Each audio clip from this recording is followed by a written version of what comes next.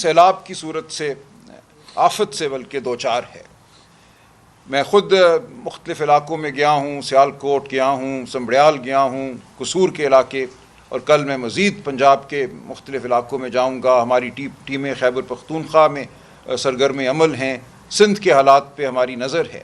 تو ایک آفت ہے جو اس ملک پر ٹوٹی ہے، لیکن یاد رکھیے 2022 میں بھی ایک بڑا سیلاب آیا تھا، اور یہی حکومت PDM-1 اس وقت مسلط تھی ہم پر۔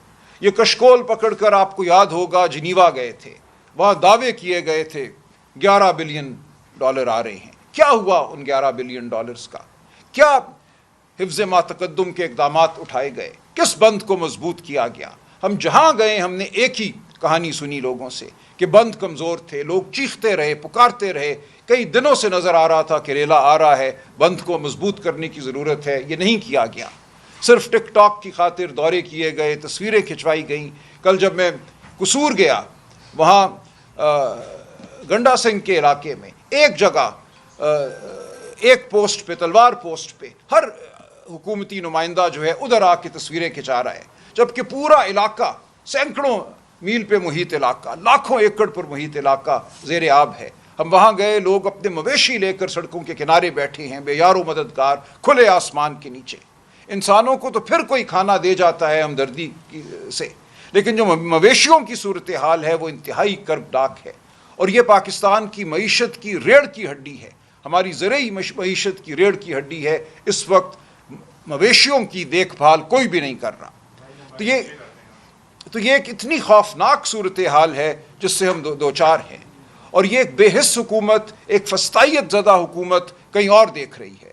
کہیں دورے ہو رہے ہیں میڈز کے ساتھ، جاپان اور فار ایسٹ کے دورے ہو رہے ہیں، کہیں اور مری میں پلان بن رہے ہیں، کوئی لنڈن پلان ہے، کوئی مری پلان ہے، جن کی بات میرے دیگر دوست کریں گے۔ لیکن ہمیں اب یہ دیکھنا ہے کہ ملک کس جانب بڑھ رہا ہے۔ دیکھیں، جو اس وقت معیشت کی صورتحال ہے وہ کھل کر سامنے آنا شروع ہو گئی ہے۔ پچھلے سال زرعی شعبے کو 2 کھرب روپے کا نقصان ہوا ہے، اور اس لیے ہوا ہے کہ گندم کی قیمت اور دیگر اجناس کی قیمت حکومت نے مقرر نہیں کی، پیسہ اور چیزوں پر خرچ کیا گیا۔ ہمیں کہا گیا کہ معیشت سنبھل گئی ہے، لیکن کسان کو کچل دیا گیا۔ آج یہ صورت ہے کہ ملک میں گندم کی کمی ہے، گندم کی قیمت بڑھنا شروع ہو گئی ہے، روٹی کی قیمت بڑھ رہی ہے، منجی کی فصل تباہ ہو گئی ہے۔ آپ دیکھیں گے اگلے چند ہفتوں میں، مہینوں میں ایک زبردست افراط زر زرعی اجناس کے حوالے سے ہمارے سامنے آئے گا۔ ابھی کل پرسوں جو ہمارے سامنے اعداد آئے ہیں، ان کے مطابق ہمارا جو بین الاقوامی تجارت کا خسارہ ہے پچھلے 1 سال میں وہ 30% بڑھ گیا ہے۔ ہماری برآمدات میں کمی آئی ہے، ہماری درآمدات جو ہیں وہ بڑی ہیں۔ اس وقت ڈالر مارکیٹ سے ناپید ہے، اس کو مصنوعی طور پہ خرید کے ذخیرہ کیا گیا ہے، لیکن جس دن ڈالر ٹریڈ ہوگا، اس میں خرید و فروخت شروع ہوگی، تو آپ دیکھیں گے کہ جو مصنوعی قیمت ڈالر کی قائم کی گئی ہے 284-85 روپے، وہ کہاں جائے گی؟ وہ 300 سے اوپر جائے گی۔ اس سے افراط زر کا ایک اور دور ہے شروع ہوگا۔ تو ایک پورا مصنوعی نظام جو 8 فروری کے الیکشن کو لوٹ کر قائم کیا گیا تھا، اب سسکیاں لے رہا ہے۔ آپ دیکھیں گے کہ یہ نظام جو انسان دشمن ہے، جو غریب دشمن ہے، جس نے ووٹ کی لوٹ پر ایک ہیولے کو کھڑا کیا ہے، یہ اب گرنے کو ہے۔ تو ہم آپ کے سامنے حاضر ہوئے ہیں، ہم قوم کے سامنے حاضر ہوئے ہیں، ہم منصوبہ سازوں کو کہتے ہیں ہوش کے ناخن لو، اب بھی وقت ہے، قوم کو ساتھ لے کر چلو، سچ کو اپناؤ، جو حقیقت ہے اس کو سمجھو، اس کو مانو۔ ہمارے سامنے کل 2 خطوط آئے ہیں اسلام آباد ہائی کورٹ کے انتہائی جلیل القدر جج صاحبان کے۔ یہ خطوط ایک داستان بیان کرتے ہیں کہ اس وقت ملک میں عدلیہ کی حالت کیا ہے، کس طرح اعلیٰ عدلیہ کو مفلوج کر دیا گیا ہے، کس طرح 26ویں آئینی ترمیم کے بعد جو حملہ ہوا ہے عدلیہ پر، اس نے اس ملک سے عدل کا تصور ختم کر دیا ہے، انصاف کا تصور ختم کر دیا ہے، ایک آزاد عدلیہ کا تصور ختم کر دیا ہے۔ تو یہ تمام تصورات تو ہماری سرشت میں بستے ہیں۔ دیکھیں، امام ابو حنیفہ نے کیوں چیف جسٹس بننا قبول نہیں کیا تھا، قاضی القضاء خلیفہ بنانا چاہتا تھا؟ کیونکہ ان کو خوف تھا، ان کو یہ شبہ تھا کہ یہ شخص مجھ سے اپنی مرضی کے فیصلے کرائے گا۔ انہوں نے اس عہدے کو ٹھکرا دیا۔ امام حنبل فکری طور پہ اپنے نظریے پر کھڑے رہے، قاضی نہیں بنے، کوڑے کھائے، خلیفہ کی جیل میں گئے۔ تو یہ ہے ہماری روایت آزاد عدلیہ کی، آزاد منش ججوں کی۔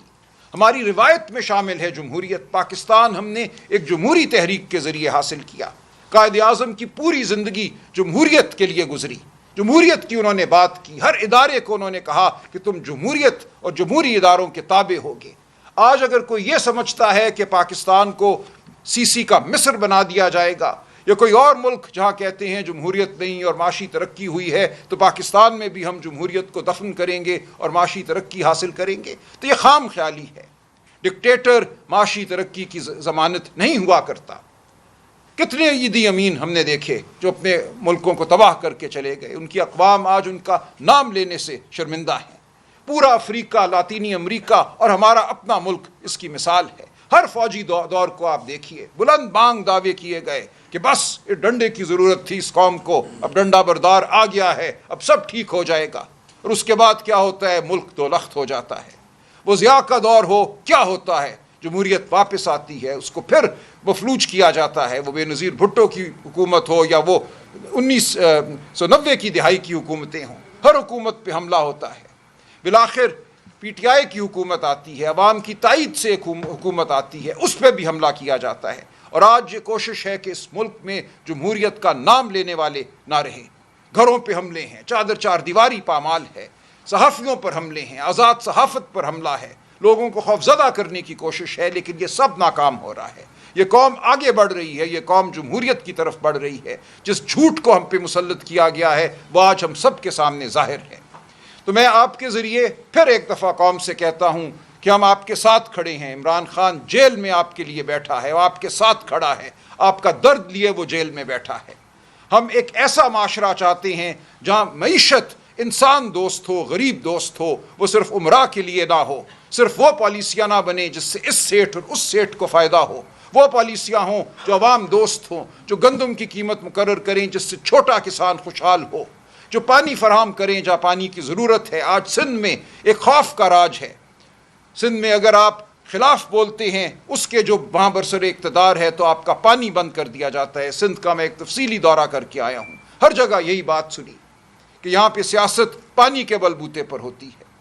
تو ہم نے اس ملک کو اگر آزاد کرنا ہے ان زمینی خداؤں سے تو ہمیں جمہوریت کے ساتھ کھڑا ہونا ہوگا.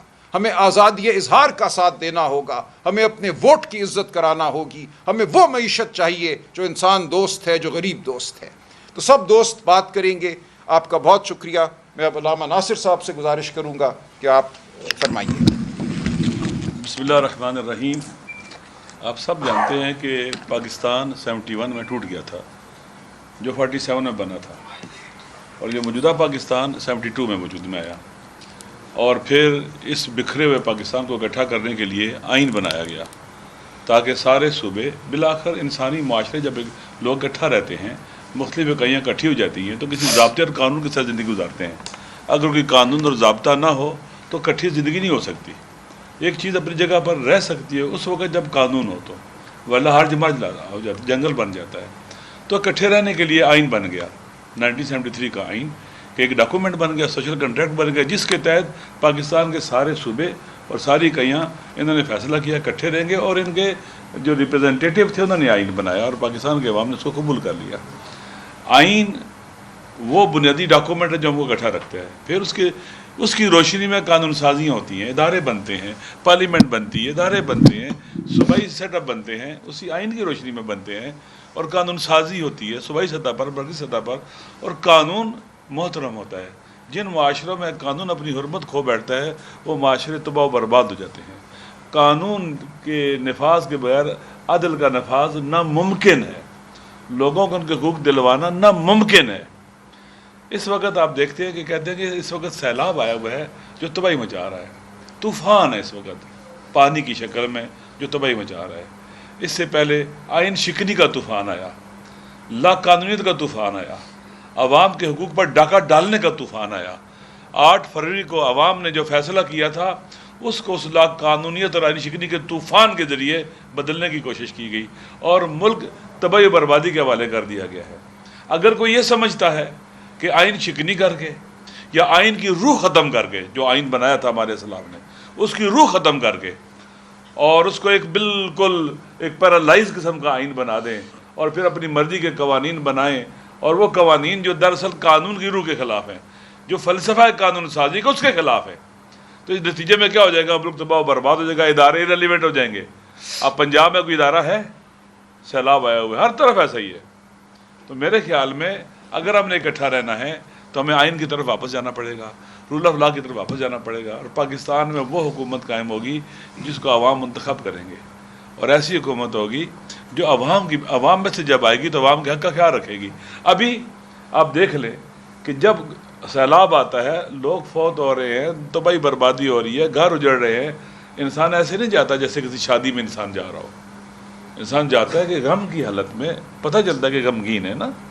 کوئی جشن منانے جا رہے ہیں آپ ان علاقوں کے اندر، یہ جشن کی جگہ ہے جہاں لوگوں کی آرزو اور ارمان اس پانی بہا کے لے گیا ہے، تباہی بربادی پھیلا گیا، ان کا سب کچھ لوٹ کے لے گیا ہے، تباہ کر کے چلا گیا ہے.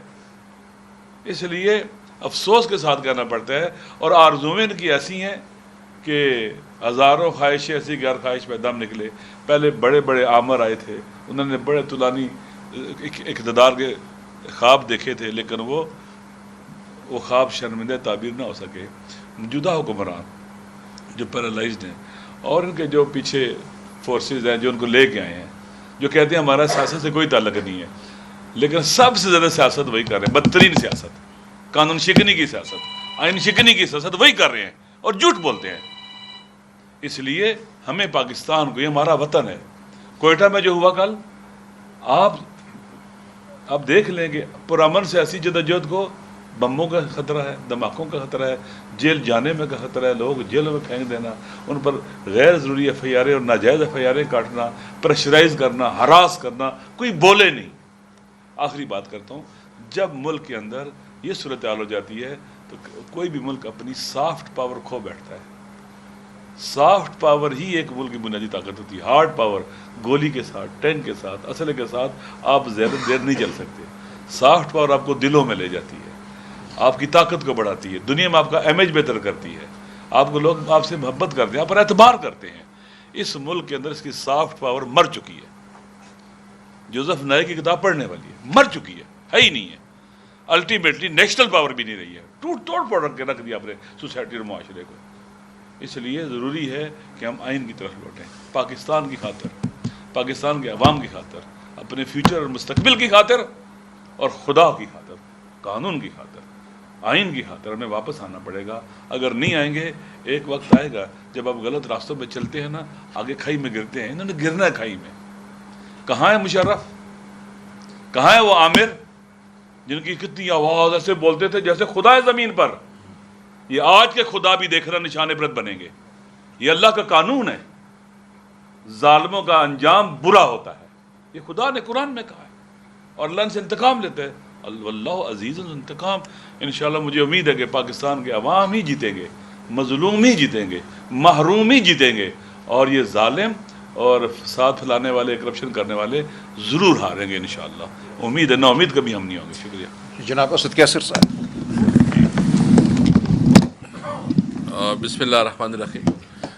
میں مختصر بات کروں گا. آج زیادہ ڈیٹیل جو ہے نا ہم زبیر عمر صاحب کو دیں گے کہ وہ اکانومی کے اوپر بات کرے. میں صرف دو چیزوں کی طرف توجہ دلانا چاہتا ہوں. سلمان اکبر راجہ صاحب نے مذمت بھی کی جو بلوچستان میں ہوا ہے کل مینگل صاحب کے جلسے پہ.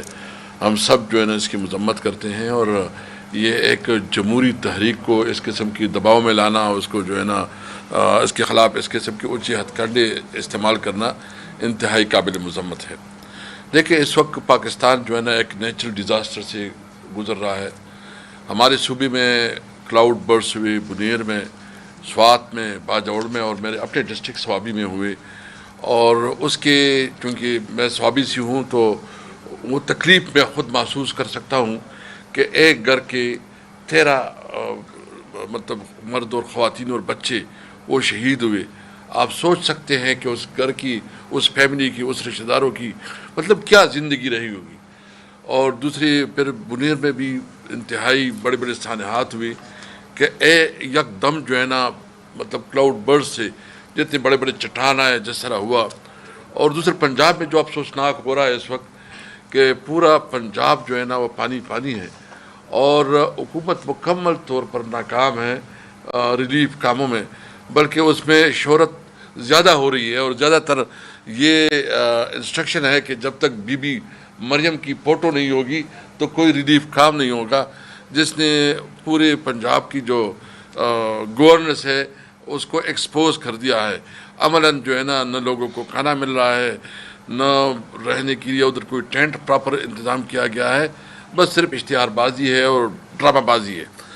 اور یہ جو دوسرا ہمیں مین میڈ ڈیزاسٹر کا سامنا ہے، آپ دیکھ رہے ہیں کہ جو پنجاب تو سیلاب سے متاثر ہے، یہاں بھی کچے کے ڈاکو کا، اور سندھ میں بھی کچے کے ڈاکو، لیکن ہمارے صوبے میں خیبر پختونخوا کے بارڈرز ایریا میں جو 40 سال سے جنگ جاری ہے، اور اس کے اثرات جو ہے نا ہم بھگت رہے ہیں۔ ایک تو ہماری اکانومی کے اوپر جو اس کے اثرات ہوئے، کیونکہ جس کے پاس پیسہ ہے وہ کیوں کر جو ہے نا ادھر خیبر پختونخوا میں انویسٹمنٹ کرے گا، وہ پاکستان کی دوسری پنجاب جاتا ہے یا کراچی جاتا ہے یا ملک سے باہر جاتا ہے۔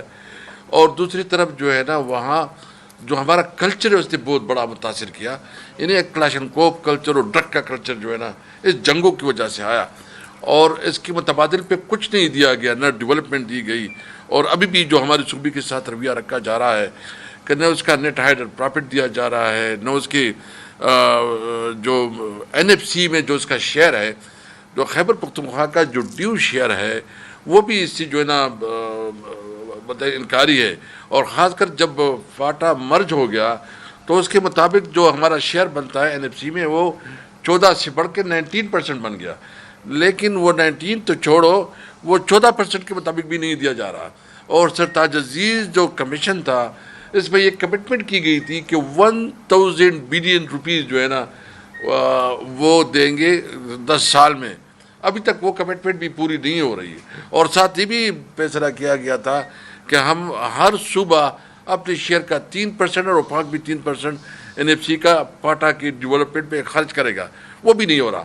البتہ کیا ہو رہا ہے، وہاں نئے سرے سے آپریشن ہو رہے ہیں، اور وہ آپریشن جو کہ 21 آپریشن آلریڈی جو یہ ہمارے علاقے میں ہوئے ہیں، جو آپ میں سے ہمارے علاقے سے اس کو پتہ ہے، کبھی کہتے ہیں کہ دربشم، مطلب پشتوں میں انہوں نے مختلف جو ہے نا نام رکھے ہیں، چردب تختے، اس قسم کے نام رکھے ہیں۔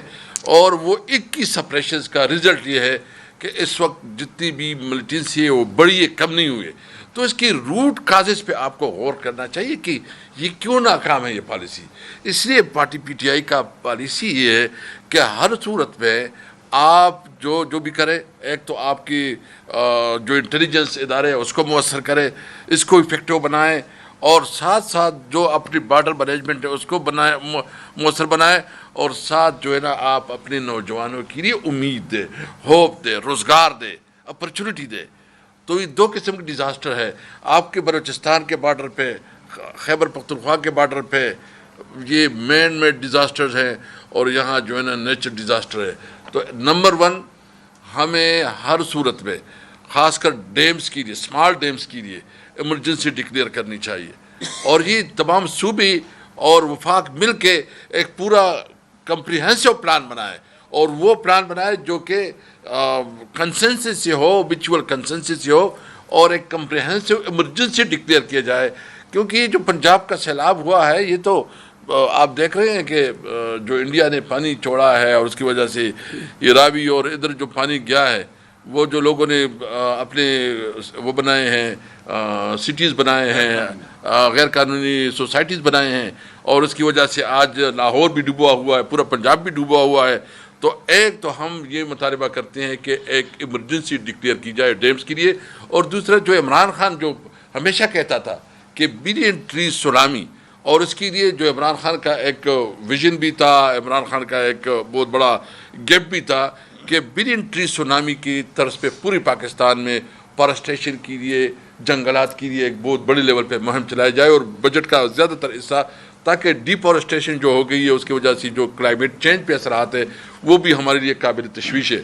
میں آخر میں ایک بات کروں گا، جو مری میں میٹنگ ہوئی ہے، اور کل رانا ثناء اللہ نے میرے خیال میں کنفرم بھی کر دیا ہے کہ ہاں مطلب یہ فیصلہ ہوا ہے، جو اپنے آپ کو بڑے کہتے ہیں، ہم تو اس کو بڑے نہیں کہتے، کیونکہ وہ اس ملک میں ظلم اور فاشزم کی بنیاد ہے، انہوں نے فیصلہ کیا مری میں، کبھی لندن میں فیصلہ کرتے ہیں، کبھی مری میں فیصلہ کرتے ہیں کہ سسٹم چلے گا. بھائی کون سا سسٹم چلے گا؟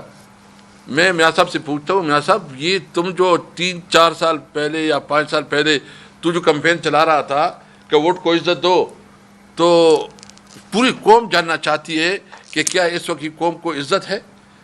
آپ کے اندر اگر تھوڑی بھی اخلاقی ضرورت ہوتی تو آپ 8 فروری کو ریزائن کر لیتے.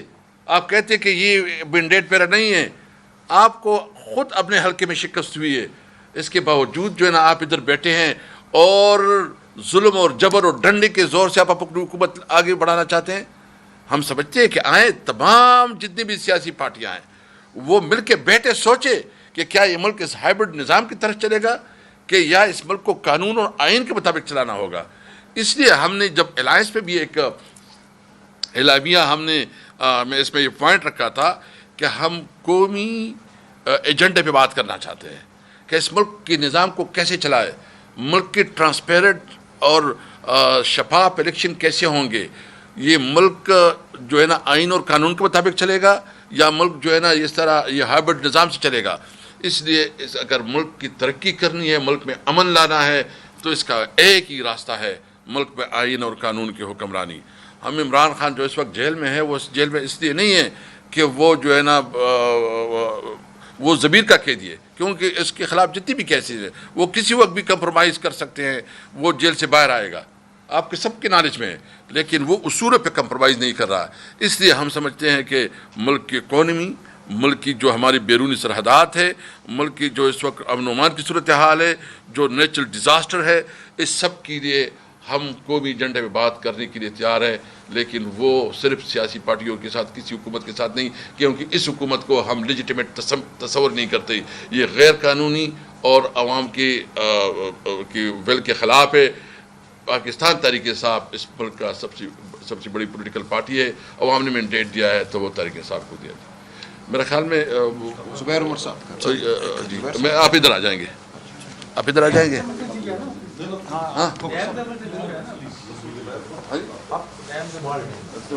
ایمرجنسی جی زبیر صاحب معیشت کے حوالے سے بات کریں. بسم اللہ الرحمن الرحیم.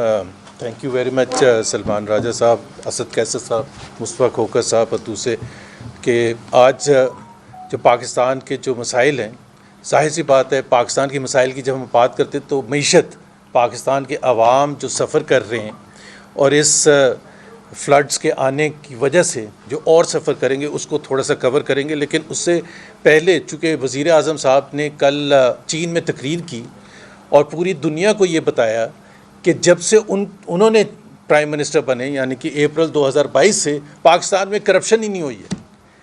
ابھی اتنا بڑا جھوٹ انٹرنیشنل آڈینس کے بعد بولا، تو اس وجہ سے میں 2 صرف واقعات بتاؤں گا. ظاہر ہے ایک بہت بڑا تفصیل ہے کرپشن کی، اور وہ ان کے اپنے سورسز کے بتاؤں گا. اکاؤنٹنٹ جنرل آف پاکستان کی 2 رپورٹس ہیں. ایک انہوں نے ویٹ سکینڈل پر پارلیمنٹ میں سبمٹ کی، وزیر اعظم کو سبمٹ کی، اور اس میں یہ بتایا گیا کہ 300 بلین روپے کے کرپشن ہوئی ہے. 300 بلین روپے کی، اور ہمارے وزیر اعظم صاحب کہہ رہے ہیں کہ کرپشن ہی کوئی نہیں ہوئی. میرا خیال ہے ان کو ڈکشنری کھول کے کرپشن کا کے میننگ سمجھنے کی ضرورت ہے کہ کرپشن کہتے ہیں کتنے. کرپشن کہتے ہیں جو اشرافیہ کی، فیصلہ سازوں کی جیبوں میں جاتا ہے. اور اس کی سب سے بڑی اگزامپل ایک اور جو بڑا سکینڈل ہے، شوگر سکینڈل، جس میں 300 بلین، اور یہ again accountant general of Pakistan نے پارلیمنٹری کمیٹی میں جا کے بتایا کہ یہ جو ریسنٹ پرائس انکریزز ہوئی ہیں اس کی وجہ سے 300 بلین روپے شوگر مل اونرز کی جیبوں میں گیا ہے. شوگر مل اونرز ہیں کون؟ سارے کے سارے وہ ہیں جو کہ فیصلہ سازی کرتے ہیں، جن کی حکومت ہے، جو وزیر اعظم کے بیٹے ہیں، خود جہانگیر ترین ہیں، چودھریز ہیں، آئی مین یو نیم اٹ، زرداریز ہیں، سارے کے سارے شوگر مل اونرز ہیں. 300 بلین اکاؤنٹنٹ جنرل نے کہہ دیا، اور وزیر اعظم صاحب نے ہڑپ کر لیا. ان کو پتہ ہی نہیں کہ 300 بلین گئے کہاں ہیں. اور انہوں نے یہ وعدہ کیا تھا قوم کے ساتھ جب یہ شوگر سکینڈل سامنے آیا ہے کہ میں کنفرنٹ کروں گا شوگر مافیا کو. اس کو 2 مہینے ہو گئے اس بات کو، کوئی ایکشن نہیں لیا گیا. تو جب آپ یہ باتیں کرتے ہیں نا کرپشن کی، ایک اور میں چونکہ یہ ریسنٹ واقعہ اور بڑا کنسرن ہے، آپ کو پتہ ہے کہ آئی پی پیز کے حوالے سے جو پاکستان نے جو بوجھ اٹھایا ہے، صرف میں آپ کو بتا دوں کہ 8.4 ٹریلین روپیز 10 سال میں ہم نے کیپیسٹی پیمنٹس، یعنی کہ ہم نے یوز نہیں کی بجلی، خریدی نہیں بجلی، لیکن چونکہ ایگریمنٹ ایسا تھا تو 8.4 ٹریلین روپیز اوور 10 ایئرز ہم نے دیا۔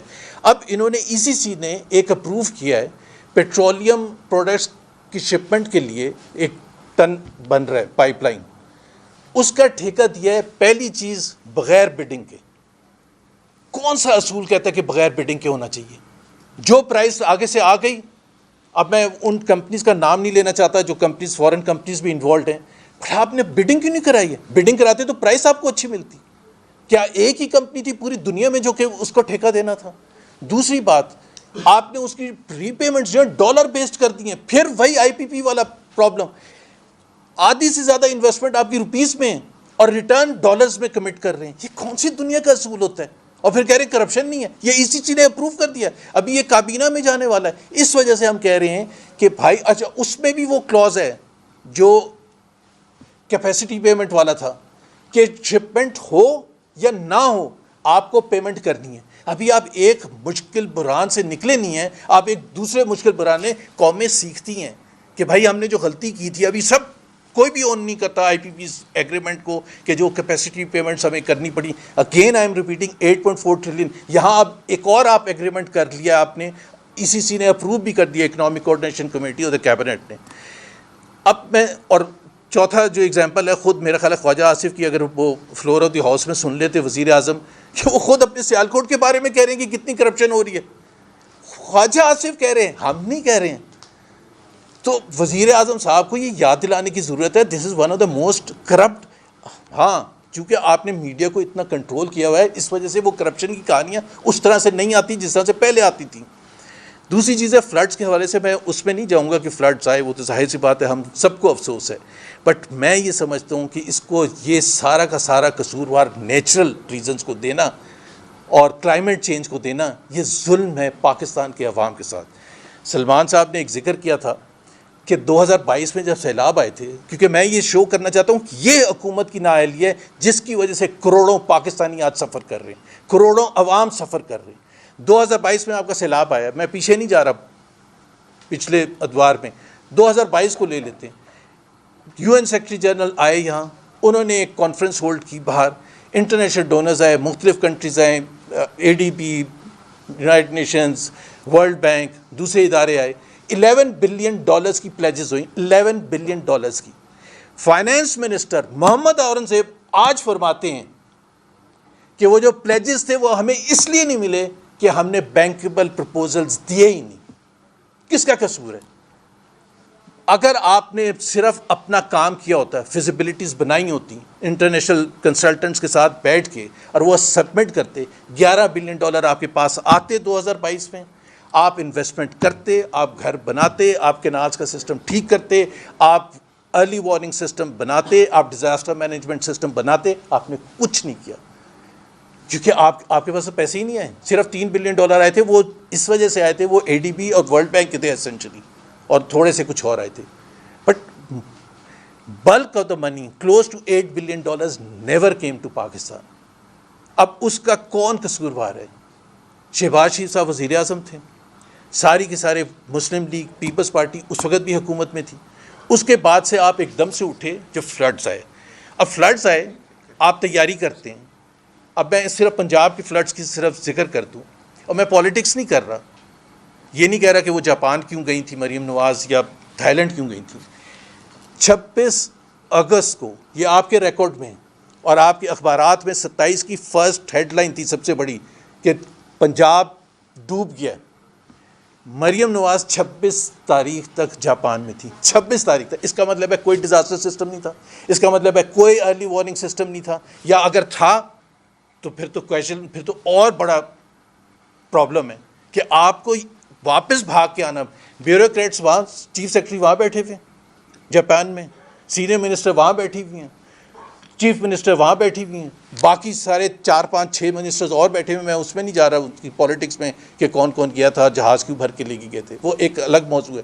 But the fact of the matter is آپ 27 کو لینڈ کرتی ہیں، 27 کے ڈان اور دوسرے اخبارات آپ اٹھا کے دیکھ لیں کہ اس میں کیا ہیڈ لائنز ہیں پنجاب میں سیلاب کے حوالے سے.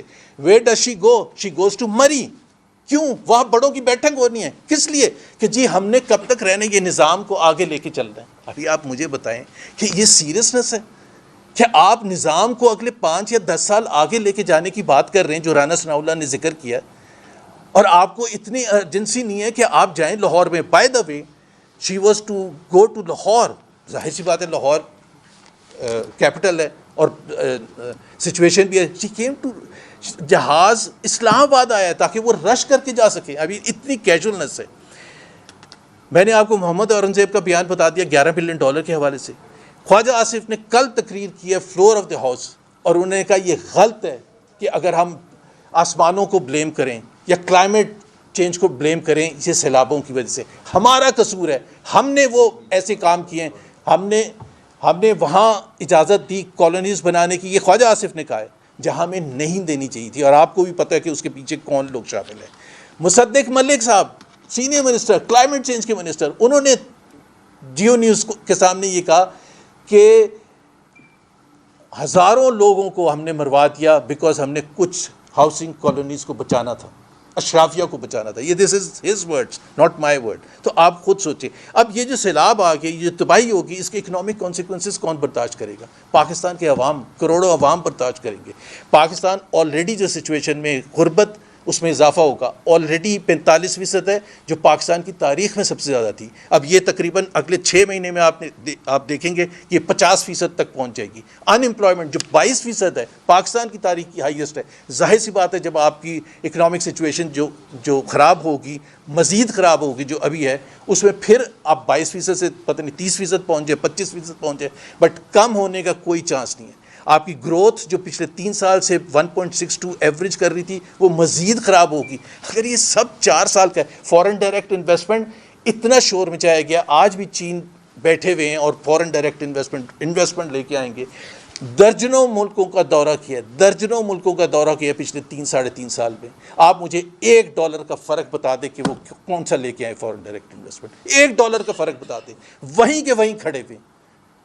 تو آپ نے کیا یہ میں نے آپ کو بتا دیا. اور دوسری بات یہ ہے کہ جتنے اعداد و شمار ہیں جو ایک ذکر کیا تھا سلمان نے اس کا ٹریڈ ڈیفیسٹ کا, پاکستان کی معیشت چل کس پر رہی ہے؟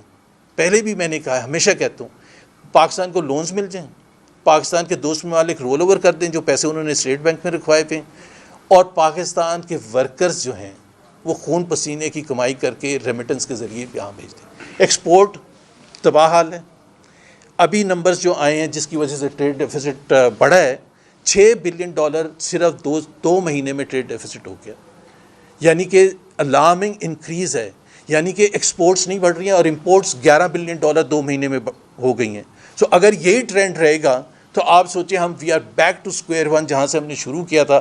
کرنٹ اکاؤنٹ ڈیفیسٹ بھی اوپر جائے گا, ٹریڈ ڈیفیسٹ بھی اوپر جائے گا, اور ظاہر ہے اس سے جو بھی مشکلات آتی ہیں اکانومی میں. سو بات یہ ہے کہ, اور میں ایک پانی کے حوالے سے سیریسنس بتا دوں حکومت پاکستان کی, یہ جو بجٹ آیا ہے اس میں واٹر ایلوکیشن 45% پچھلے سال کے مقابلے میں کم کی گئی ہے. ابھی آپ کو پوچھیں کہ بھائی آپ کہتے ہیں کلائمیٹ چینج, آپ کہتے ہیں واٹر ریسورسز, آپ کہتے ہیں کہ جی ہم نے اس شعبے کو ترجیح دینی ہے, اور آپ نے 45% ایلوکیشن کم کر دی. کوئی لمٹ ہوتی ہے آپ کی ترجیحات. بڑھائی کہاں ہیں؟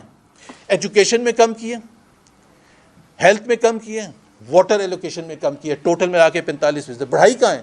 وہ MNAs کو اور سینیٹرز کو جو الیکٹ نہیں ہوئے ہوئے, ان کو پیسے دینے تاکہ انفراسٹرکچر کے وہ کام کریں اور وہاں سے کرپشن میں اضافہ ہو. یہ آج کی صورتحال ہے. احسن اقبال صاحب is a witness to all of this, اور ان کے سامنے یہ ہو رہا ہے کیونکہ ان کے اوپر بھی پریشر ہے کہ آپ نے پیسے دینے, کیونکہ ہم نے کنٹینیوٹی رکھنی ہے, اور کنٹینیوٹی رکھنے کے لیے ہمیں ان کو پیسے دینے, اور جہاں سب سے زیادہ قوم کو ضرورت ہے ادھر آپ نے کاٹنے. So economy wise Pakistan is going to inflation کا ذکر کیا تھا ابھی سلمان نے. ظاہر سی بات ہے ابھی جو صورتحال ہے ایگریکلچر کے حوالے سے, پچھلے سال ایگریکلچر 5 میجر کراپس نیگیٹو میں تھی. اب جتنی کراپس ہیں, رائس ہے, میز ہے, دوسری کراپس ہیں, وہ ساری بہہ گئی ہیں. تو اب آپ کا ایک تو اس پر آئے گا، پریشر آئے گا کہ آپ کو یہ ساری چیزیں امپورٹ کرنی پڑیں گی اور آپ کا فارن ایکسچینج اس پر لگے گا. اور ڈالر کے حوالے سے میں صرف ایک بات کہنا چاہوں گا، لیٹ مارکیٹ فنکشن انڈیپینڈنٹلی. یہ جو زبردستی کنٹرول کر کے رکھا ہوا ڈالر کو، اس کے ویسے ہی نتائج ہوں گے جیسے مشرف نے جب چھوڑا تھا، جیسے جب اسحاق ڈار نے چھوڑا تھا. کیونکہ آپ جب زبردستی کنٹرول کر کے رکھتے ہیں، مارکیٹ سے خرید کے اٹھا کے لے کے آتے ہیں، آپ کریک ڈاؤن کرتے ہیں، نارمل پروسیس رن نہیں کرنے دیتے، تو ایک تو آپ کی معیشت سفر کرتی ہے، آپ کی اکانومی سفر کرتی ہے، اور پھر اس کے بعد آپ کو فارن ایکسچینج جب ایک دم سے کھلے گا، مارکیٹ فورسز جب کریں گی، تو پھر آپ کا 300 بھی جائے گا اور وہ جھٹکا آپ برداشت نہیں کر سکیں. بہت شکریہ جی، بڑی مہربانی. مصطفیٰ نواز کھوکھر صاحب تحریک تحفظ آئین کے سینئر وائس پریزیڈنٹ، یہ بھی کچھ گفتگو کریں گے.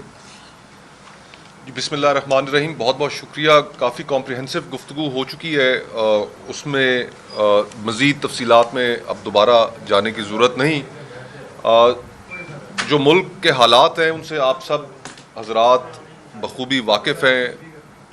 آپ جتنے لوگ یہاں پر موجود ہیں، میڈیا سے آپ کا تعلق ہے، آپ خود اس بات کے گواہ ہیں کہ اس وقت ملک میں فریڈم آف ایکسپریشن کا کیا حال ہے اور آپ کی اپنی کمیونٹی کس کرب سے گزر رہی ہے اور کس جبر کا سامنا کر رہی ہے. ایز وی اسپیک آج متعدد پاکستان کے نامور اینکرز، آج وہ انہیں شوز سے ہٹا دیا گیا ہے، چینلوں سے ہٹا دیا گیا ہے، ان کی آواز بند کر دی گئی ہے. آج سے صرف ہفتہ ڈیڑھ ہفتہ قبل ایک صحافی، ان کو اریسٹ کیا گیا میڈیا ٹاؤن سے، ان کی رہائش گاہ سے، صرف اس پاداش میں کہ انہوں نے ایک ٹویٹ کی تھی. اور جب ان کی اریسٹ کی خبر سنی تو میں ان کے ٹویٹر اکاؤنٹ پہ گیا اور میں نے وہ ٹویٹ دیکھی، تو کوئی ایسی قابل اعتراض بات نہیں تھی کہ جس کی وجہ سے ان کو اریسٹ کیا جاتا. اور یہ facts and figures on record باتیں ہیں کہ اس وقت صرف اس سال کے جتنے مہینے گزرے ہیں، ان پچھلے 7 مہینوں میں جب سے پیکا قانون آیا ہے، ان 7 مہینوں میں 99 صحافی حضرات ان کو نوٹسز جا چکے ہیں پیکا قوانین کے تحت. تو یہ تو اس ملک میں فسطائیت کی حالت ہے، جبر کی حالت ہے. تو اس ماحول میں آپ، میں، سیاسی کارکن کس طرف دیکھ سکتے ہیں؟ کس طرف ہمیں دیکھنا چاہیے؟ امید رکھنی چاہیے کہ ہمیں کہیں سے کوئی انصاف ملے گا. وہ ہے عدلیہ کا ادارہ. اور انفارچونیٹلی کہ جہاں پر یہ حالات ہو جائیں کہ سپریم کورٹ کے ججز، ہائی کورٹ کے ججز باہر آ کر کہہ رہے ہوں کہ عدلیہ آزاد نہیں ہے، تو وہاں پر آپ اور میں انصاف کے لیے پھر کہاں جائیں گے؟ جسٹس اطہر من اللہ صاحب کی جو گفتگو ہے وہ آپ سب حضرات نے سنی. انہوں نے کہا اس ملک میں عدلیہ آزاد نہیں ہے. کل جو خطوط سامنے آئے جسٹس بابر ستار صاحب کے اور جسٹس اسحاق صاحب کے اسلام آباد ہائی کورٹ میں، اس میں انہوں نے کیا کہا کہ انڈیپینڈنٹ مائنڈڈ ججز کو سائیڈ لائن کیا جا رہا ہے، عدلیہ آزاد نہیں ہے. تو جب اس ملک میں اس طرح کے حالات بن جائیں تو اس میں ہمارے لیے بڑا مشکل ہو جاتا ہے کہ ہم کون سا دروازہ کھٹکھٹائیں. لیکن بہر طور اعتراض کرنا ہمارا کام ہے. ہم ان ایشوز کو لوگوں کے سامنے، عوام کے سامنے رکھتے رہیں گے.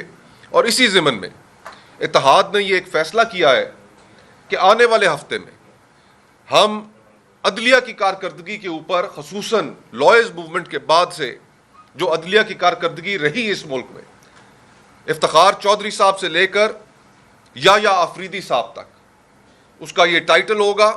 اور ہم ایک عدلیہ کے اوپر ایک وائٹ پیپر اگلے ہفتے جاری کریں گے کہ جس کے اندر ایک آبجیکٹیولی ہم عدلیہ کے جتنے چیف جسٹس صاحبان گزرے، ان کے دور میں کس کس طریقے سے اس ملک میں آئین کی وائلیشنز ہوتی رہیں، اس ملک میں ہیومن رائٹس کی وائلیشنز ہوتی رہیں، پولیٹیکل پارٹیز کو دیوار کے ساتھ لگایا جاتا رہا، پولیٹیکل وکٹمائزیشن ہوتی رہی، اور کس طرح ہر اس دور میں اس وقت کی جو عدلیہ تھی آج کی عدلیہ کے سمیت کس طرح اسٹیبلشمنٹ کے ہاتھوں میں کھیل کر ڈیلیور کرتی رہی. یہ ہم سارا اگلے ہفتے ایک وائٹ پیپر جاری کریں گے. اور اس کے علاوہ کل ہم ایک پٹیشن بھی فائل کریں گے میں ذاتی حیثیت میں بھی پٹیشن فائل کروں گا سپریم کورٹ میں، اور وہ اس چیز کے متعلق ہوگی کہ جو پریکٹس اینڈ پروسیجر کمیٹی کے اندر فیصلہ کیا گیا کہ 26ویں آئینی ترمیم، یہ تو جسٹس منصور علی شاہ صاحب کا اور جسٹس منیب صاحب کا خط سامنے آیا تو ہمیں حقیقت پتہ چلی، ورنہ تو یہ حقیقت کسی کو پتہ ہی نہیں تھی کہ پریکٹس اینڈ پروسیجر کمیٹی کے اندر ہوا کیا۔ میجورٹی نے وہاں پر فیصلہ کیا کہ 26ویں آئینی ترمیم کا کیس پوری سپریم کورٹ سنے گی۔ جسٹس چیف جسٹس یحییٰ آفریدی صاحب مائنورٹی میں تھے، لیکن میجورٹی کا فیصلہ نہیں مانا گیا۔ رجسٹرار سپریم کورٹ نے وہ کیس فل کورٹ کے سامنے لگانے سے انکار کر دیا۔ تو جہاں پر اس ملک میں بنائے ہوئے قوانین کی خلاف ورزی خود عدلیہ کرے گی، تو وہاں پر ہم کیا توقع رکھیں کہ اس ملک کے لوگوں کو وہ انصاف دے گی؟ لیکن ہم اعتراض کریں گے، ہمارا اعتراض باقی رہے گا۔ کل یہ پٹیشن بھی فائل کریں گے، اور وہاں پر اس پٹیشن میں جو ہم نے محرکات اختیار کیے کہ آج بھی وہ فیصلہ اپنی جگہ پر میجورٹی کے ساتھ سٹینڈ کرتا ہے۔ جسٹس منصور علی شاہ صاحب کا، جسٹس منیب صاحب کا جو پریکٹس اینڈ پروسیجر کمیٹی کا فیصلہ تھا وہ میجورٹی کا فیصلہ تھا، اور ہم یہی چاہیں گے کہ کیس ان کے فیصلے کے مطابق فل کورٹ سپریم کورٹ میں سنا جائے۔ تو یہ چند گزارشات تھیں جو آپ کے سامنے رکھنی تھیں۔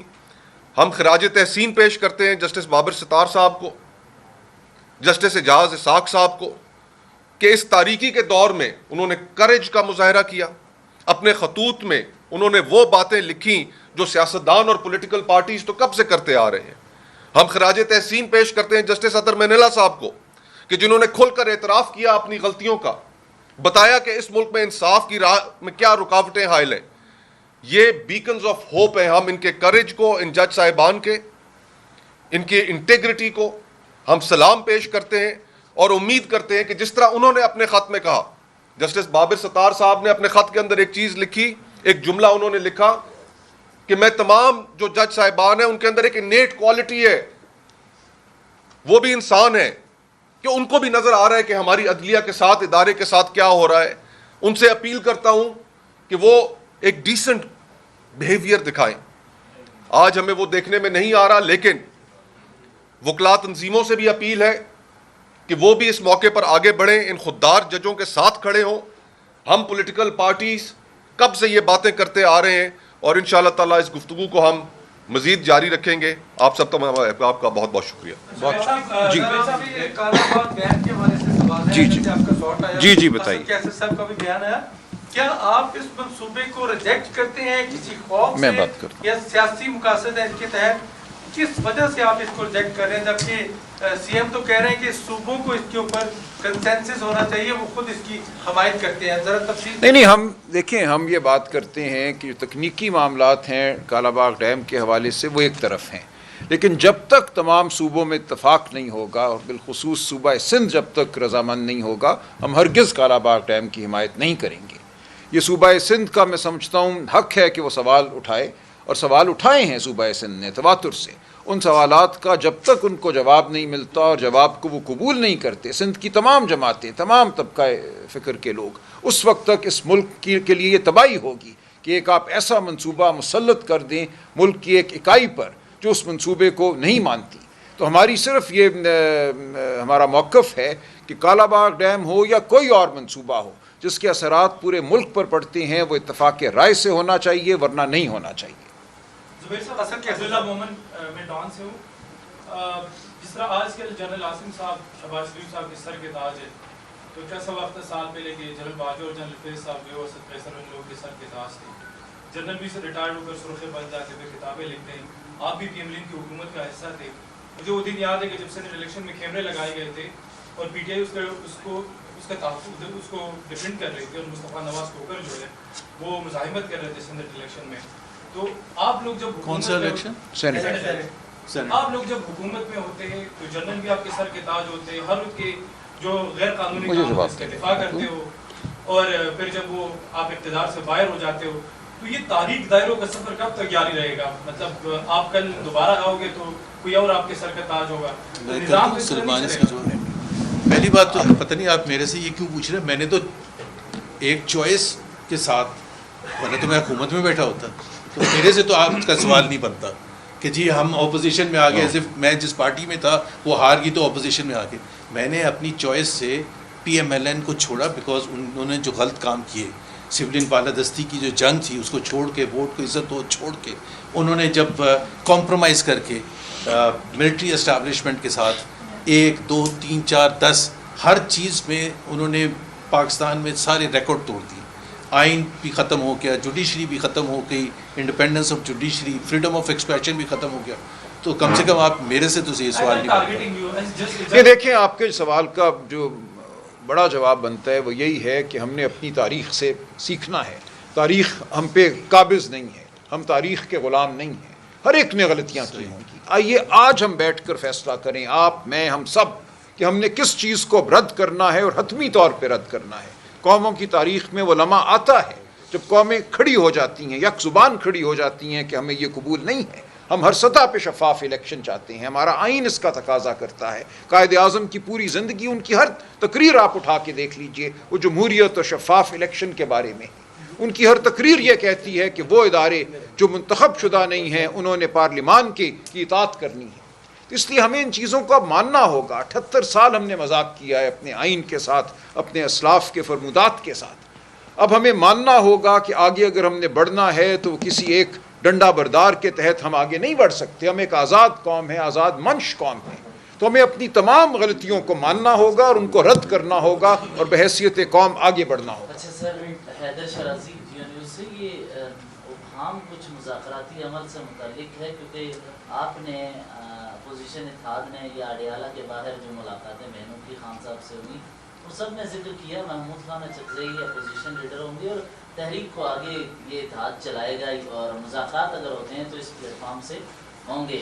لیکن دلچسپ بات ہے پی ٹی آئی کے وہ رہنما جو کہ کالا باغ سمیت موجودہ اسٹیبلشمنٹ یا عاصم منیر صاحب کے پلان کے حوالے سے ان کے حمایت میں متعدد بیانات بھی دیتے رہے ہیں، وہ اب بامانی مذاکرات کے لیے خوانی پی ٹی آئی کو کہہ رہے ہیں کہ پارلیمانی پارٹی کے تھرو کہ بامانی مذاکرات کا مینڈیٹ ہمیں دیا جائے، یعنی بیرسٹر گور، علی امین گنڈاپور یا عامر ڈوگر جیسے پی ٹی آئی کے لوگوں کو دیے جائیں.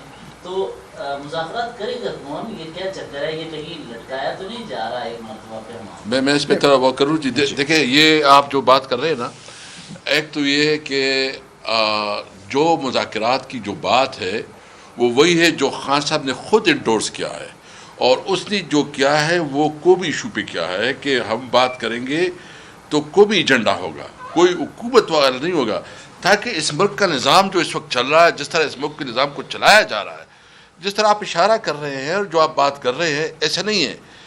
پارلیمانی پارٹی نے جو اس چیز کو اپروو کیا ہے، جو بیرسٹر گور صاحب نے اپنے تمام جو خان صاحب سے ملاقات کی ڈیٹیل دیے اس کو اپروو کیا، نمبر 1. نمبر 2 اس کو اپروو کیا کہ خان صاحب نے جو قومی ایجنڈے کے حوالے سے جو الائنس کا ایک اعلامیہ نکلا تھا کہ ہم نے اس بات پہ طے کیا تھا کہ ہم قومی ایجنڈے پہ جو ہے نا بات کری تھی، اس کو اپروو کیا ہے. اور اس پہ یہ نہیں ہے کہ یہ اختیار دیا گیا کہ ہمیں کوئی اسپیشل لوگوں کو دیا جائے. اس پہ بات ہوئی کہ جو قومی ایجنڈا ہے اس پہ جو ہے نا ہم بامانی مذاکرات چاہتے ہیں. دیکھیں اگر تحریک تحفظ آئین بھی مذاکرات کرے گی تو پی ٹی آئی اس کا حصہ ہے نا، ہم فیصلہ کر لیں گے کہ پی ٹی آئی کی جانب سے کون شامل ہوں گے مذاکراتی عمل میں. لیکن ابھی ہمیں یہ ہوتا نظر نہیں آ رہا، ابھی ہم اس سے بہت دور ہیں. خان صاحب بڑے واضح ہیں کہ اس وقت جو ہے کسی ٹرک کی بتی کے پیچھے ہم نہیں چلیں گے. اگر کوئی سنجیدہ ہے اور خلوص سے مذاکرات کرنا چاہتا ہے آئین کی بحالی کے لیے، شفاف الیکشن کے لیے، انسان کی تکریم کے لیے، تو پھر ہم بات کریں گے. ہم کسی حکومتی چور دروازے کے متلاشی نہیں ہیں، ہم اصولوں کی بات کرنا چاہتے ہیں اور اس ملک کو آگے لے کے جانا چاہتے ہیں. سلمان صاحب یہ بتائیے گا، ایک تو علی امین گنڈاپور صاحب نے جو کہا کہ کالا باغ ڈیم ہے وہ بنانا چاہیے، کیا خان صاحب کا بھی یہی موقف ہے کہ کالا باغ ڈیم بننا چاہیے؟ اور سیکنڈلی آپ نے یہ جو تحریک کا آغاز کیا ہے ابھی تک اس میں کوئی خاطر خواہ جو ہے وہ بات نظر نہیں ہے، آپ تاریخیں دے دیتے ہیں. اور اس میں اگر میں کہوں تو مجھے وہ یاد آتا ہے مرحوم جنرل ضیاء الحق جو ہے انہوں نے بھی کہا تھا میں 90 دن میں الیکشن کروا دوں گا، اور 12 سال انہوں نے حکومت کی. تو سر اس کے دیکھیں کالا باغ ڈیم پہ پی ٹی آئی کا بطور جماعت موقف وہی ہے جو بھی میں نے عرض کیا کہ ہم کسی ایسے منصوبے کی حمایت نہیں کریں گے جس سے جو ہمارا وفاق ہے اس پر کوئی دباؤ پڑے، جس کو کوئی ایک اکائی نامنظور کرتی ہو. تو ہمارا موقف یہی ہے. اور ہم یہ سمجھتے ہیں کہ بہت سے چھوٹے ریزروائر ہیں، اسمال ڈیمز ہیں جن کو بنایا جا سکتا ہے، انہیں صوبہ سندھ میں بھی بنایا جا سکتا ہے، دیگر صوبوں میں بنایا جا سکتا ہے، جو پانی کے بہاؤ کو کنٹرول کر سکتے ہیں۔ تو کالا باغ ڈیم ضروری ہے نہیں ضروری، اس کے تکنیکی معاملات اب بہت وقت گزر گیا ہے، دنیا آگے بڑھ گئی ہے۔ اب جو بجلی کے بھی جو وسائل ہیں ہمارے، وہ سولر سے ہم حاصل کر رہے ہیں۔ پاکستان دنیا میں شاید آج سر فہرست ہے جہاں سولر پاور تیزی سے بڑھی ہے۔ تو بہت سے معاملات ہیں جو پچھلے 10-20 سال کے مقابلے میں آج مختلف ہیں۔ تو تکنیکی سطح پہ بھی اور سیاسی اور وفاقی سطح پہ بھی یہ ایک ایسا معاملہ ہے جو اتفاق رائے سے طے ہوگا۔ پی ٹی آئی ہرگز یہ نہیں چاہے گی کہ کوئی ایسا پروجیکٹ ہو جس سے ایک اکائی خائف ہو۔ جہاں تک تحریک کا تعلق ہے، دیکھیں تحریک کا جو ایک تصور ذہن میں آپ نے لے لیا ہے کہ کوئی ٹرک آئے گا اس کے ساتھ ہزاروں لوگ ہوں گے، یہ تحریک ہے، یہ نہیں ہے تحریک۔ وہ ایک عمل ہوتا ہے، وہ ایک سیاسی ایکٹیویٹی ہے۔ تحریک یہ ہے جو ہم کر رہے ہیں، ہم پاکستان کے عوام سے مخاطب ہیں، ہم ضمیر کو جھنجھوڑ رہے ہیں، ہم شعور کو پکار رہے ہیں، یہ سب تحریک کا حصہ ہے۔ یہ چیزیں آگے بڑھتی ہیں۔ انڈونیشیا میں کوئی کہہ سکتا تھا ایک ہفتہ پہلے کہ وہاں پارلیمان کے جو ممبران ہیں اپنے آپ کو تنخواہوں کا اضافہ دیں گے اور وہ ملک پھٹ پڑے گا؟ ایک لمحے میں یہ ہو گیا۔ تو یہ لمحے آتے ہیں قوموں کی تاریخ میں، آپ خاطر جمع رکھیے۔ جو اس وقت ظلم ہے، جو اس وقت یہاں جھوٹ کا راج ہے، یہ زیادہ دیر نہیں چلے گا۔ یہ قوم ضرور اٹھے گی اور ضرور اس تمام عمل کو ختم کرے گی۔ کوئی 10 سالہ پلان اس ملک میں نہ پہلے کبھی کارگر ہوا ہے نہ آئندہ ہوگا۔ بہت سو نے 10 سالہ پلان بنائے تھے، وہ ملک کو کمزور اور ٹوٹا ہوا چھوڑ کر گئے۔ سلمان صاحب یہ بتائیے گا کہ پارلیمنٹ سے آپ لوگوں نے جو استعفے دے دیے اور کل جو ہے پارلیمنٹ کے باہر آپ لوگوں نے اسمبلی لگائی، اسپیکر اسمبلی کہہ رہے ہیں کہ ہم جو استعفے ان کے ایکسیپٹ نہیں کریں گے، کمیٹیوں سے کہیں گے واپس آئے، پارلیمنٹ میں جمہوریت ہونی چاہیے۔ تو اگر آپ لوگوں سے رابطہ کرتے ہیں تو کس صورت میں آپ واپس جا رہے ہیں؟ بالکل نہیں آئیں گے۔ دیکھیں خان صاحب کا فیصلہ حتمی ہے کہ ہم اس مصنوعی سسٹم کو کیوں عزت بخشیں، کیوں سہارا دیں۔ اس سسٹم میں ہونے سے ہم نے کیا حاصل کیا ہے؟ عمران خان سے ایک کھلی ملاقات نہیں ہے کہ ہم کرا سکے اس سسٹم کے ذریعے۔ تو خان صاحب بالکل واضح ہیں کہ اس سسٹم میں رہنا صرف ایک جھوٹ کو تقویت دینا ہے۔ سر کل انہوں نے کہا کہ گاڑی کی چابیاں اور جو سائشات ہے کمیٹی کے ممبران کے پاس واپس کر دیں، تو کیا پی ٹی آئی نے واپس کر دی ہیں وہ؟ جی مجھے یہی اطلاع ہے کہ اکثر نے کر دی ہیں، 2-4 لوگ ملک سے باہر ہیں وہ بھی کر دیں گے۔ بالکل ہم یہ سمجھتے ہیں کہ جو حقیقی ایم این اے ہیں، جو حقیقی ایم پی اے ہیں، ان کو اسمبلی لگانا چاہیے، عوام کے بیچ کھڑے ہو کر عوام کی بات کرنی چاہیے۔ ان بند کمروں میں، کمیٹیوں میں ہم صرف ایک جھوٹ کے نظام کو سہارا دیتے ہیں اور کچھ نہیں کرتے۔ سر آپ کے پی آپریشن کی مخالفت کا بتایا ہے کہ عمران خان صاحب نے کل اس کی مخالفت بھی کی ہے، جبکہ انجینئر امیر مقام فیڈرل منسٹر ہیں، انہوں نے کہا کہ علی امین گنڈپور صاحب کی توسیع کے بغیر ہی ممکن نہیں تھا، نیشنل ایکشن پلان کا یہ حصہ ہے اور وہ اس اجلاس میں علی امین صاحب موجود تھے۔ تو وزیر اعلیٰ صاحب کی منظوری کے بغیر تو آپریشن سر جاری نہیں ہے، تو پھر مخالفت کس بات کی؟ نہیں، عمران خان صاحب کا اور یہ پی ٹی آئی کا فیصلہ ہے کہ ہم کسی ایسے آپریشن کے حامی نہیں ہیں جس سے عوام کو اپنے گھروں کو چھوڑنا پڑے، جس کو آپ انٹرنل ڈسپلیسمنٹ کہتے ہیں۔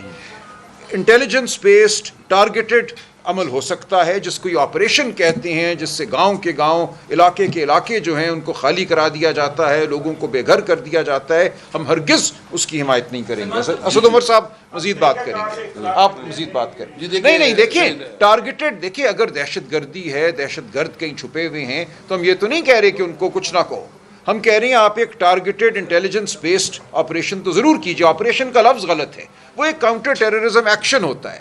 یہاں آپریشن سے جو تصور لیا گیا ہے وہ یہ ہے کہ ہزاروں لاکھوں لوگوں کو بے گھر کر دیا جائے گا، اس کی ہم حمایت ہرگز نہیں کریں گے۔ سلمان صاحب ایک آخری سوال، آپ ایک اس ملک کے بڑے رینوڈ وکیل ہیں، میں نے آپ کو مقدمے پڑھے، جج بھی آپ کو دیکھ کے گھبرا جاتے تھے، وہ بڑے ایکسپینسو وکیل رہے ہیں، آپ نے کئی نامور مقدمے جو ہے وہ جیتے۔ جب سے آپ پاکستان تحریک انصاف میں شامل ہوئے، 26 نومبر ہو، 9 مئی ہو، بانی پی ٹی آئی کا معاملہ ہو، الیکشن سمبل کا مسئلہ ہو، آپ کوئی مقدمہ نہیں جیت سکے۔ جی بالکل، اور یہ فخر ہے ہمیں اس بات پہ۔ دیکھیں جس طرح کی عدالت ہو، اس عدالت کے سامنے مقدمہ وہی جیتتا ہے جو سر جھکا کے آتا ہے، جو تاریکی کا حامی ہوتا ہے۔ ہم نے مقدمے جیتے، آپ کو یاد ہوگا فوجی عدالتوں کے حوالے سے ہم نے مقدمہ جیتا۔ سپریم کورٹ آف پاکستان نے کہا یہ غیر آئینی ہے، ان کو 26ویں آئینی ترمیم لانی پڑی اس فیصلے کو رد کرنے کے لیے، ایک نئی عدالت قائم کرنی پڑی۔ ہائی کورٹوں سے انہوں نے ججوں کو اٹھایا، کانسٹیٹیوشن بینچ میں بٹھایا، جو پہلے دن سپریم کورٹ میں آیا اگلے دن اس کو کانسٹیٹیوشن بینچ میں بٹھایا، اپنی مرضی کا بینچ بنا کر اس فیصلے کو رد کیا۔ ہم نے جیتا مخصوص نشستوں کا مقدمہ، بالکل جیتا۔ پھر ان کو 26ویں آئینی ترمیم کی بیساکھی کا سہارا لینا پڑا اور ایک بینچ بنا کر اس کو رد کرنا پڑا.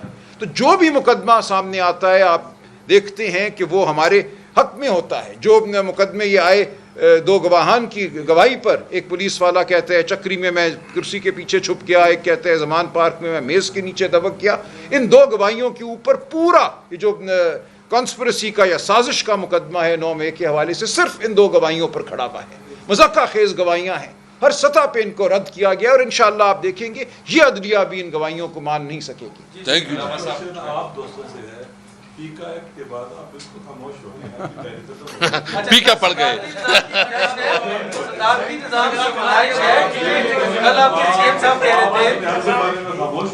کوئی گنجائش نہیں ہے. دیکھیں یہ سوال ہونے دیں. ایک منٹ پلیز، آرڈر جی، آرڈر جی. گنجائش ہے کہ کل آپ کے سی ایم صاحب بھی کہہ رہے تھے کہ بانی پی ٹی آئی بھی اس کے حامی ہیں. دیکھیں یہ بالکل باتیں اس وقت غیر متعلق ہیں. ہم اس پارلیمان کا استحقاق نہیں مانتے کہ آئین میں کوئی ترمیم کرے. پارلیمانی نظام کو اگر صدارتی نظام کی جانب لے جانا ہے تو یہ کوئی واضح بات نہیں ہے، اس کی اپنی بہت سی قباحتیں ہیں، لیکن یہ پارلیمان ہرگز اس نوعیت کی ترمیم نہیں کر سکتی. یہ بنیادی ڈھانچے کو بدلنے والی بات ہے ریاست کے. تو ہم ہرگز اس پارلیمان کے ذریعے اس نوعیت کی ترمیم کی حمایت نہیں کریں گے. بہت شکریہ، بڑی مہربانی.